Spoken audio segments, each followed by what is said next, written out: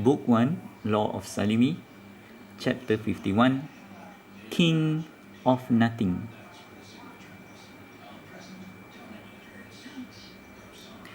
I hate title, rank, class, caste, or any other form or term of differentiation between one human being from another in any society. My understanding about the teachings of Islam had led me to believe that all human beings were born equal despite the color of skin, color of hair, color of eyes, location of birth, date of birth, familial background, lineage, height, weight, or any other notion assigned by any human being to differentiate any form of status or rank in any society. Thus, a person who was born with a dimple deserved to be perceived as better than anyone else. If I have a natural blue hair, am I better than anyone else? How about having a natural green skin? How about having a blue eye on my left and red on my right eye? According to Islam, none of those matters.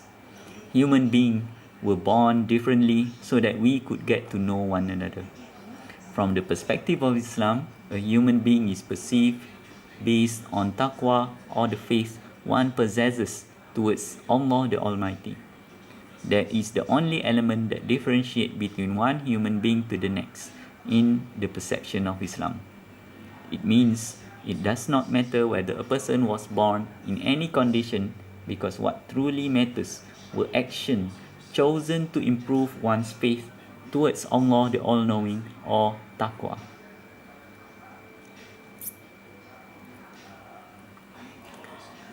This principle of equality promoted by the teachings of Islam would encourage every human being towards embracing peace, harmony, and developing goodness to all mankind, consisting both Muslims and non-Muslims on this earth. With that said, it was very sad that our present society today were living in the notion that certain humans were perceived to be better than others, which clearly defied the teachings of Islam as had been explained earlier.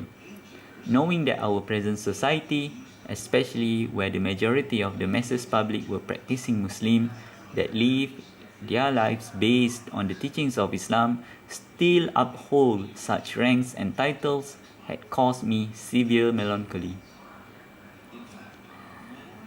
How would it be acceptable and fair when a certain individual was deemed to be better than others because of their lineage? In addition, what saddens me more was the fact that in many societies today, most of us had accepted the concept of differentiation based on assigned title which was given by certain perceived authority in that society. For example, in a society where a person who received a title of a certain rank would automatically make such person to be perceived as a VIP or very important person. In doing so, that particular individual was given special privileges that were inaccessible to others who do not possess such title. Again, how is that practice fair and just? To my perspective, it clearly defied the teachings of Islam and the true essence of and spirit of Islam tesi, the true practice which can be directly seen or perceived based on the teachings of Islam is being practiced by all Muslims during the duration of Hajj or Muslim pilgrimage to Mecca. There you can see that there was absolutely no differentiation between any Muslims who perform the Hajj, where equality can be truly perceived and practiced. It does not matter whether you are a royalty or very important person, VVIP, because you still be equal to any Muslims during the Hajj.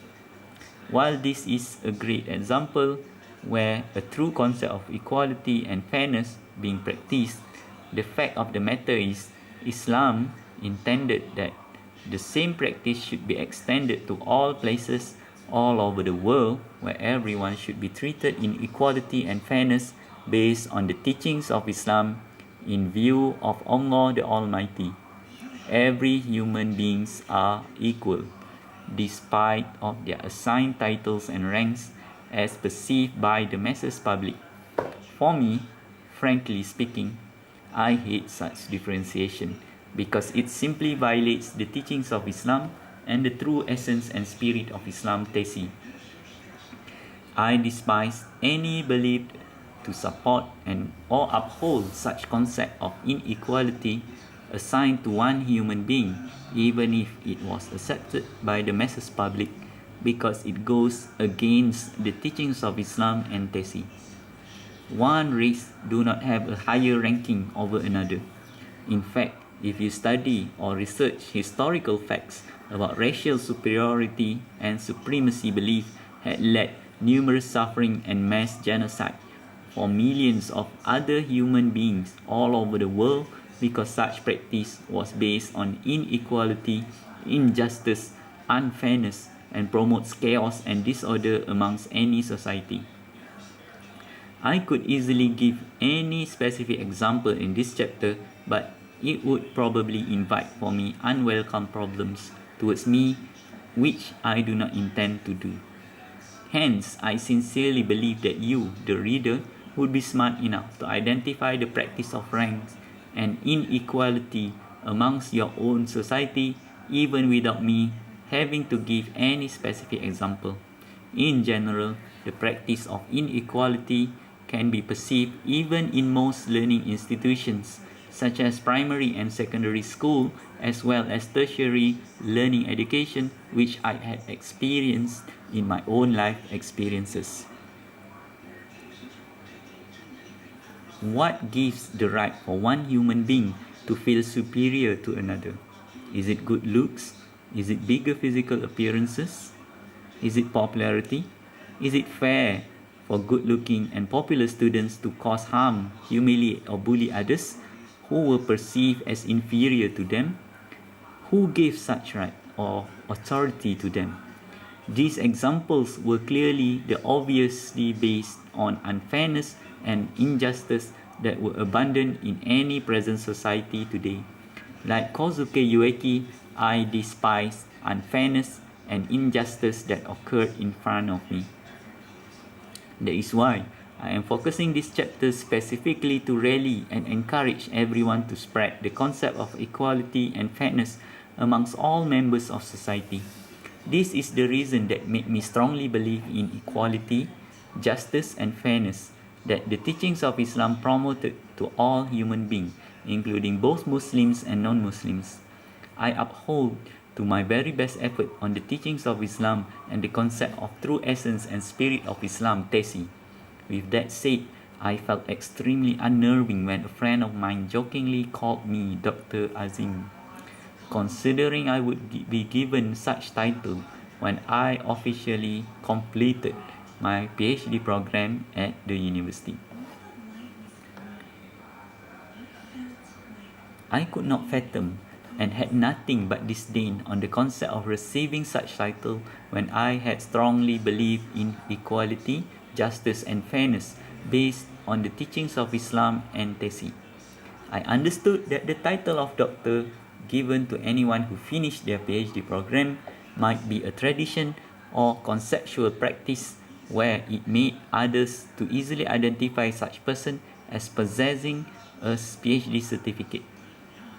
While it is something that was considered natural in the masses public, I still felt uncomfortable about it because to me it was very similar as to make an announcement to others that I had PhD certificate where most others do not. Is it wrong? I was not sure, but I was certain that there would be a hint of pride and vanity in doing so. In case of respondent 001 and respondent 003, whom I perceive as to be very humble in their lifestyle, I do not see them flaunting their title of doctors and professors. Nonetheless, I perceive that the majority masses of the public reacted and responded differently towards them as compared to someone who does not have such title. I had first-hand experience of double standard practices against someone without such title being treated during my PhD research. During my research, as a student without any title, I was constantly refused for meeting appointments and interviews regarding my research. At the same time, when the same invitation and requests were extended by someone with the title of Doctor of Philosophy or Professor, it would carry weight and were accepted. This exemplified the practice of double standards against people with title and rank. In all honesty, I do not believe that I could tolerate the concept of assigning such title to myself, because it would mean that I supported towards the practice of inequality, even if it was at the least amount of the slightest level possible in my heart. The reason behind writing this chapter was simply to highlight that fact. I do not support any form of inequality when it was possible for me to do so. In this example, it made me think about my own future and my belief in life. If I chose to practice inequality while I despise the concept of it, this would trigger cognitive dissonance as introduced by Leon Festinger. It also triggered my thoughts that on July 2008, when I began studying my PhD program at the university, I do not wish for any title or special privilege derived by any form of academician titles and ranks. In fact, I simply want to study at PhD level was purely for the pursuit of knowledge and my passion of learning. As a result, on the third year studying on my PhD program, I had completed all of my classes that was required for my program. My research began to diverge into several fields of knowledge beyond the boundary of my own focus, which was great for improving my own knowledge and my passion for learning. It covered into numerous fields of knowledge which augmented my understanding about Islamic banking system and debts based on the teachings of Islam and Sharia. For example, the cognitive dissonance theory by Leon Festinger actually came from psychology field of study. Soon, I reached the fourth year of study, which allowed me to research much deeper in my thesis using social sciences method of observation, which provided me with numerous new findings. Eventually, I began writing the completed research, which required about 100,000 words about Islamic banking system and the perception of society. During the writing process, I had met with numerous experts and practitioners of Islamic banking systems from Malaysia and all over the world who visited the university, which is located in Kuala Lumpur, Malaysia. During that time, I also began to implement the findings and results that I had discovered for the research into actual practice of my life, because it was part of Islam as a way of life. I spurred a new adventure in my life, where I had to face myself and rediscovery of my true path of a scholar as well as becoming a good Muslim.